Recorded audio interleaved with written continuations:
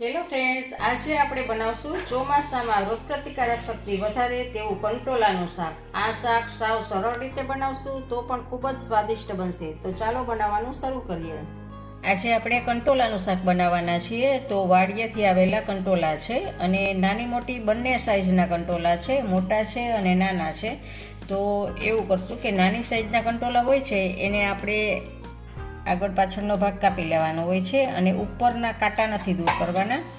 અને આવી જ રીતે એને આમ કરી અને આવી રીતે 4 ભાગમાં કરી લેશું. તો આવી રીતે નાના કંટોલા છે એને આવી રીતે કરશું, કારણ કે એમાં બીનો ભાગ નથી અને જુઓ આ વધારે ભાગ છે. અને હવે જે મોટા કંટોલા છે એને ઉપરનો ભાગ કાઢી અને પછી આ કાંટા છે એ થોડા થોડા કાંટાને આપણે કાઢવાના છે આમ, કારણ કે એ કાંટા વધારે લાગે એવા થઈ ગયા હોય છે. તો આવી રીતે આમ કાંટાને દૂર કરશું.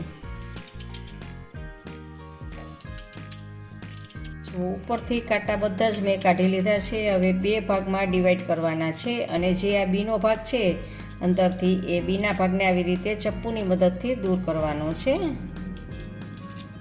આવી રીતે આમ ચપ્પુની મદદથી આને દૂર કરી દેશું.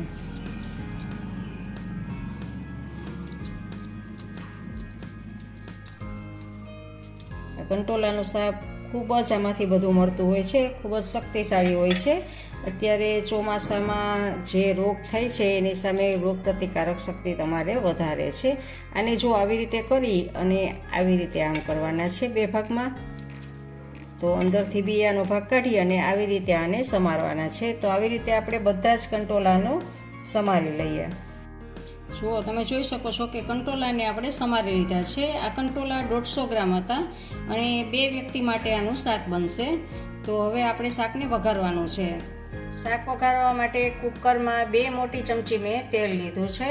થોડીક રાઈ એડ કરશું. એમાં તેલ ગરમ થાય એટલે થોડીક રાઈ એડ કરશું અને થોડુંક જીરું એડ કરશું અને થોડીક આપણે હિંગ એડ કરશું અને અડધી ચમચી જેટલી લસણની પેસ્ટ એમાં એડ કરશું. તમારે કટકા કરી અને લસણ લેવું હોય તો એ પણ લઈ શકો છો.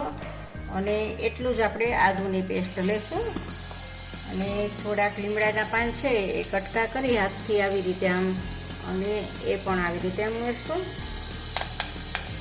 અને હળવું એવું સાતળી લઈશું આપણે. ગેસને આપણે ધીમો કરી દઈશું અને આ કંટોલા છે એ બધા એમાં એડ કરશું આપણે.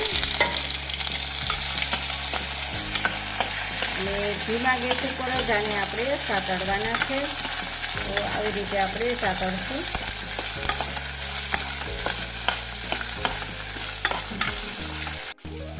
1 મિનિટ માટે આપણે સતળાઈ ગયું છે. તો હવે આપણે એમાં પાવડર મસાલા કરશું. તો એમાં આપણે થોડીક હળદર એડ કરશું અને સ્વાદ પ્રમાણે એમાં આપણે નિમક એડ કરશું અને ફરી પાછું આપણે આને મિક્સ કરશું.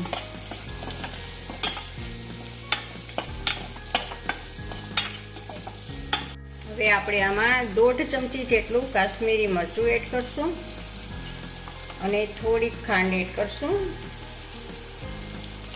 જો તમે ખાંડ શાકમાં ના ખાતા હો તો સ્કીપ કરી શકો છો. ગેસને ધીમો કરી દેવાનો છે અને સારી રીતે બધું આપણે મિક્સ કરશું. હવે આમાં 1/4 કપ જેટલું આપણે પાણી એડ કરવાનું છે અને ચમચો ફેરવ્યા વગર જ આમનેમ જ કુકરનું ઢાંકણું આપણે બંધ કરી દેવાનું છે અને સાવ ધીમા ગેસે સીટી વાગે કે ના વાગે આપણે 7 થી 8 મિનિટ માટે સાવ સ્લો ગેસ, જુઓ તમે જોઈ શકો છો કે સાવ સ્લો ગેસ ઉપર આપણે 7 થી 8 મિનિટ માટે થવા દેવાનું છે. હવે એક વાસણમાં 1 ચમચી જેટલું મેં તેલ લીધું છે અને આમ 2 મીડિયમ સાઇઝના ટમેટાની પ્યુરી કરી લીધી છે મિક્સરમાં. તો એ કોઈ પણ મસાલા પણ નાખ્યા વગર તેલ ગરમ થાય એટલે ગેસને ધીમો કરી દેવાનો છે અને આ પ્યુરીને એમાં એડ કરવાની છે. હવે ગેસને આપણે મીડિયમ કરશું અને પ્યુરીને આપણે કૂક થવા દેશું. એમાં પાવડર મસાલામાં આપણે પ્યુરીના ભાગનું નિમક એડ કરવાનું છે અને થોડી હળદર એડ કરશું અને મિક્સ કરશું. તો હવે આ પ્યુરીને આપણે 2 મિનિટ માટે મીડિયમ આંચ ઉપર કૂક થવા દેવાની છે. તો 2 મિનિટ થઈ ગઈ છે અને તેલ છૂટું પડે છે, તો આપણી પ્યુરી છે એ કૂક થવા આવી છે. એ સમયે અડધી ચમચી જેટલું કાશ્મીરી મરચું આમાં એડ કરશું અને ફરી પાછું હલાવી નાખશું. આવી રીતે આમ હલાવી અને ગેસને આપણે ઓફ કરી દેવાનો છે અને ઢાંકણ ઢાંકી અને રાખી દેવાનું છે. હવે આપણે 7 થી 8 મિનિટ થઈ ગઈ છે અને એક વિસલ પણ વાગી ગઈ છે. તો આપણે કુકરને જોઈ લઈએ ખોલીને. તો જુઓ, આપણે જોશું કે ચેક કરીએ, આપણે થઈ ગયું છે. કંટોલા આપણા છે એ કૂક થઈ ગયા છે. તો હવે એમાં આપણે પ્યુરી, જે કૂક કરેલી પ્યુરી છે ટમેટાની, એ પ્યુરીને એમાં એડ કરવાની છે. તો આ પ્યુરીને આમાં એડ કરશું. અને જો તમારે ટમેટાની પ્યુરી આવી રીતે એડ ના કરવી હોય તો તમારે લીંબુનો ઉપયોગ કરી શકો છો. આવી રીતે વઘારી અને પછી છેલ્લે લીંબુ નાખી શકાય છે. અને ફરી પાછું આપણે મિક્સ કરી દઈએ. અને આ સમયે કાંઈ વધતા ઓછા આપણે મીઠું કે ખાંડ કે કાંઈ ઘટતી હોય તો એ પ્રમાણે તમે નાખી શકો છો ચેક કરીને. અને હવે છેલ્લે આપણે ગરમ મસાલો આમાં એડ કરશું. તો થોડોક, જો તમે ખાતા હો તો ગરમ મસાલો આમાં એડ કરવાનો છે અને થોડાક લીલા ધાણા એડ કરશું અને એક વખત પાછું હલાવી લેશું. તો આવી રીતે સાવ ઈઝી છે કંટોલાનું શાક બનાવવું અને ખૂબ જ સરસ લાગે છે. હવે જ્યારે જમવા બેસવાનું હોય છે ત્યારે જ આમાં થોડીક સેવ નાખવાની હોય છે. તો આપણું આ કંટોલાનું શાક બનીને તૈયાર છે. તો શાકને હવે જ્યારે જમવા બેસવું હોય ત્યારે આટલી થોડી સેવ લઈ અને સેવને એમાં આપણે મિક્સ કરવાની છે અને હલાવી લેવાનું છે.